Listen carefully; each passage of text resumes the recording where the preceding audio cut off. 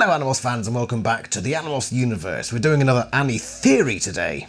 And I've recently thought to myself that there's two types of AniTheories, aren't there? There are these ones where it's a what if, and there are the ones like the was David always destined to be evil thing, which is a bit more looking at evidence. So this is the first type of AniTheory today. We're basically looking at a decision in the Animorphs canon that could have gone either way, and we're looking at what would have happened if it went the way it didn't go. Basically. In book 7, Rachel is given a choice, an A or B choice. Basically, stay at home with Mother and Sarah and Jordan and carry on with the fight, which is the choice she eventually made.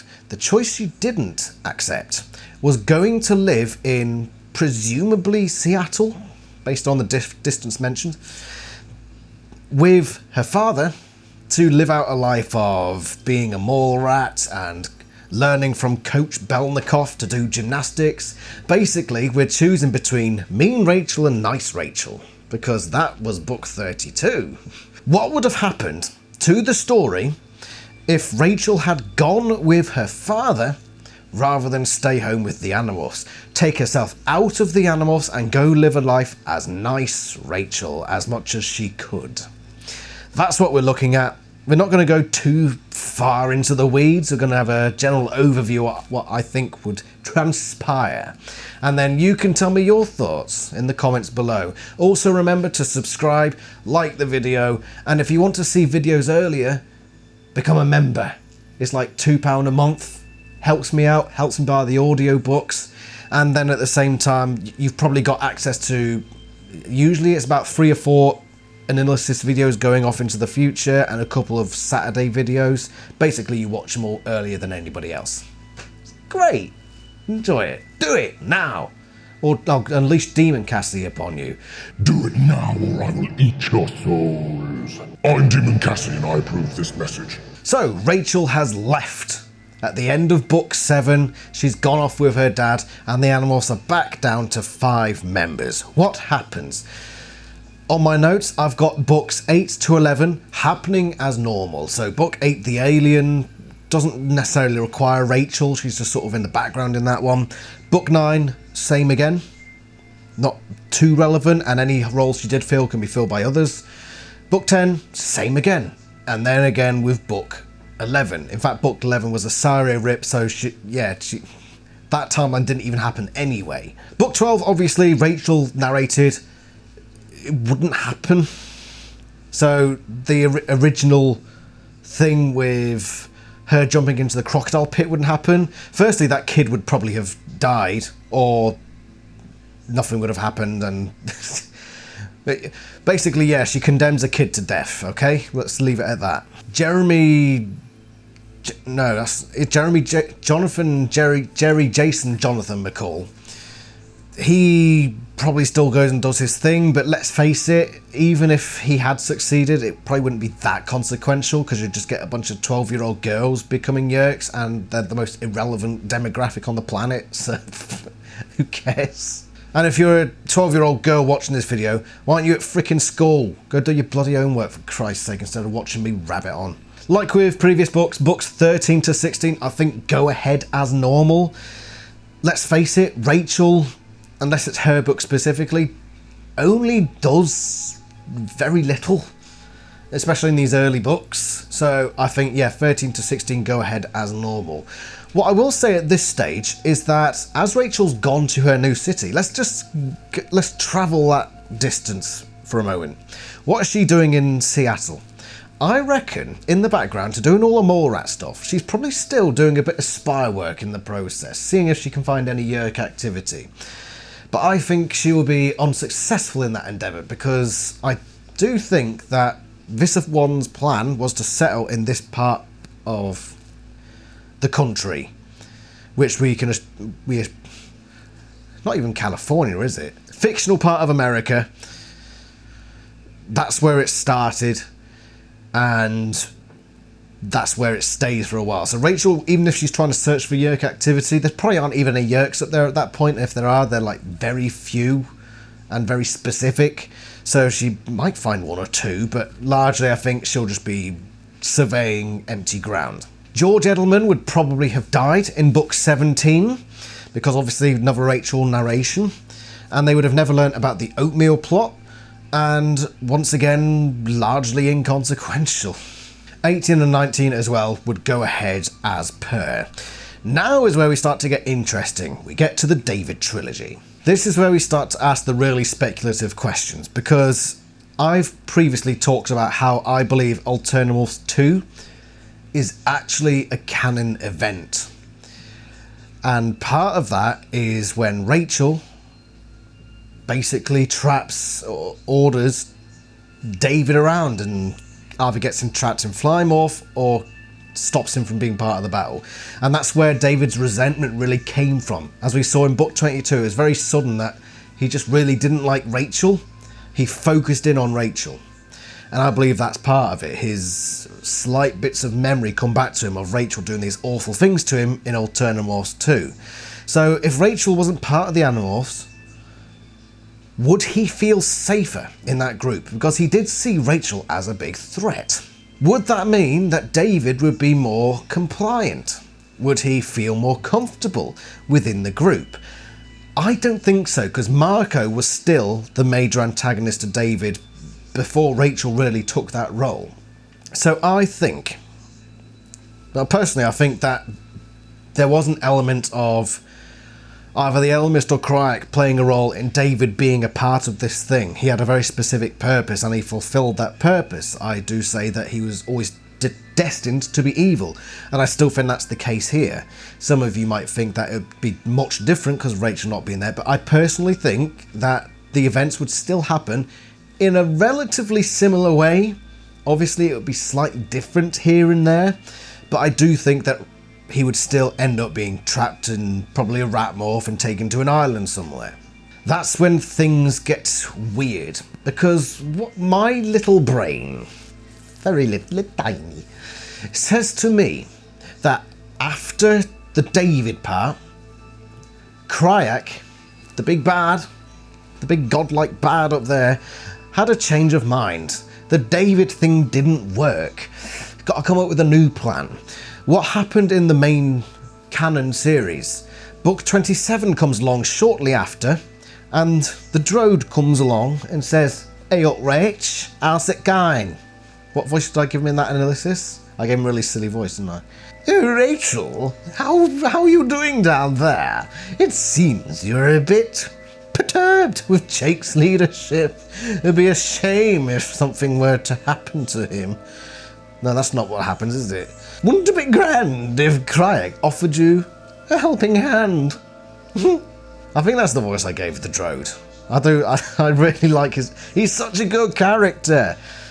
And I want him to have that, want to say a magic trick? I'm sure you do. I think that Cryak sent the Drode down to plant the seeds of doubt in Rachel, because his plan now, and we see it culminate in book 48, is for Rachel to basically destroy the Animorphs from within. But now, of course, Rachel isn't there.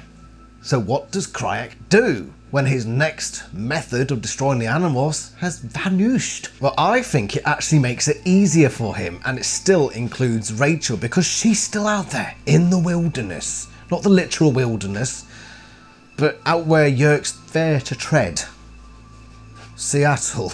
Well, what if Cryak thought, they got this ex-member over here who's just sort of hanging around. What if we do actually throw some Yerks her way? So maybe Cryak would use his omnipotence, his omniscience, to sort of force the Yerks to trickle over to Seattle for some reason or another. And Rachel starts seeing all these Yerks popping up everywhere. Hold on a minute. Oh my god, why are these Yerks showing up everywhere? He might see her as an easy target if he thinks, hold on, I can still beat this team. I've got an ex-member over there on her own, probably very vulnerable. Send a sub-Visser up there, Visser 3. Go take her down somehow. Try to get Rachel, because as soon as he gets Rachel, that's the end of the Animorphs. They're gone. So Cryak's probably got that in the back of his mind, and after David fails, the David method fails, he says, right, plan B, get Rachel. Thing is, what would happen then, because I think Crayak, obviously, he falls for the myth that blondes aren't very clever, so he'd underestimate Rachel. And he'd send all these yikes out to get her, but Rachel will have like a close shave moment and think, God damn, these jerks are everywhere. And then she thinks, I'm not going to have a normal life after all. Because she went with her father thinking, I could just live an ordinary life. She has coach classes with Karl Belnikoff. She spends half her time in the mall, but then suddenly she can't go to the mall anymore. Or suddenly Coach Belnikoff is a controller. What does she do? She can't live that normal life that she escaped for anyway. So what's Rachel's solution? To go back to the Animorphs. That's where she goes. She goes right back to the Animorphs, right where Crayak wants her. According to this timeline, you know, post David, it's probably going to be in around the late 20s, early 30s by the time this has all taken place and Rachel comes back to the team. So she'll have been gone from book 7 to, yeah, somewhere around probably the early 30s is by the time she's figured, I'm not going to have this normal life that I wanted. I'm going to go back to the Animorphs and help them out, because what other choice do I have?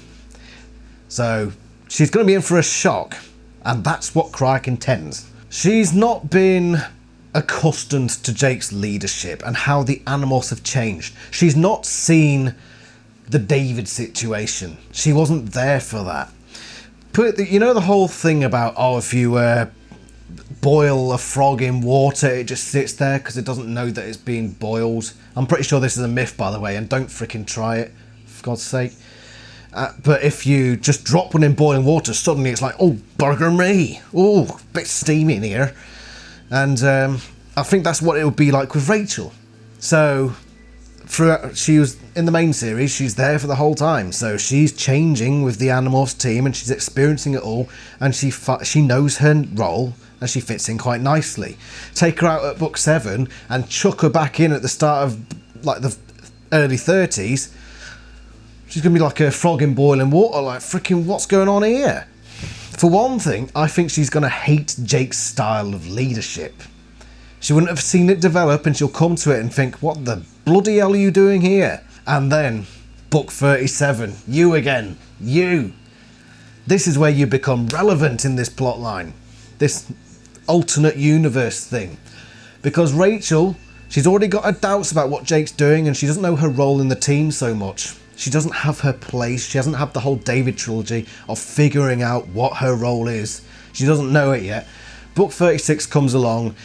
We discussed this in the last Saturday video. I believe it was the last one. Where she sees Jake simping for Cassie and going into this blind. And she comes out of it thinking, what have I landed myself into? What is this team doing? So when book 37 comes along and Jake's buggered off, Rachel goes for the leadership role again, just like she did in the main series, but it's different this time. For one thing, it's not down to a vote.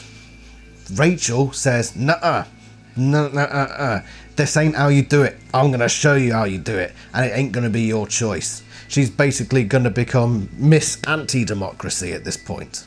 But you know what? Just like she did in the main series, she's going to bugger it up.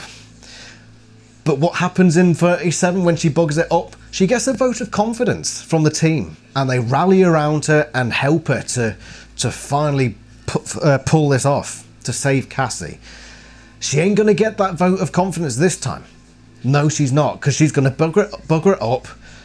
They're going to see that she did it. She jumped into leadership without the democratic vote or whatever, and they're going to say, no, get out.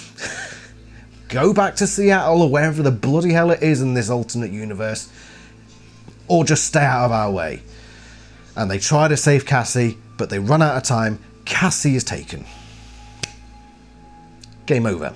And of course, if Cassie is taken by the Yeerks, even if she's in the Yeerk pool and she's unable to demorph, she'll eventually run out of time. They'll put, if she's in polar bear morph, so they'll put a Yeerk in it anyway, and they'll use that to figure out who the other Animorphs are. Jake's away. Tom's probably with him as well. So the Yeerks call Tom up. Right you are. Snag.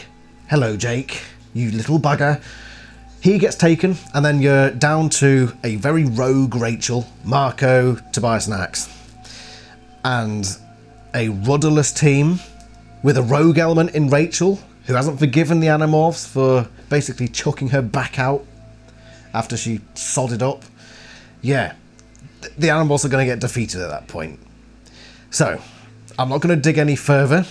I'll leave it the rest to your imagination, what happens. But that is what I foresee happening if David chooses to go with her father rather than stay at home to be an Animorph in Book 7. To summarise, Rachel leaves. Things go as you'd expect, as they do in the main series, for a good while, up until after the David trilogy, at which point Kryak thinks, I still need to go for Rachel, and she's forced back to the Animorphs when she figures out that the Yeerks are after her where she now lives, but she's unused to the Animorphs, having been away for so long, and it causes ruptures at exactly the wrong time, and it leads to a complete breakdown of the group from which they do not recover. That is the summary. Lovely. Let me know what you think. What do you think would happen if Rachel left in Book 7? Is it completely different to what I've described? Or is it quite similar with a few bits different here or there? What's the conclusion? Do you think they'd still win the war? Because my suggestion says that they would not. Yeah, let me know what you think. Thank you very much for watching another one of these AniTheories. Should I change the name of these what if AniTheories? Because I've got AniTheories which are more evidence-based, and then I've got these ones which are basically purely speculation. Should I change the name? I'll leave it up to you. Tell me in the comments. Remember to like, subscribe, and I shall see you somewhere else in the Animorphs universe. Ta-ra.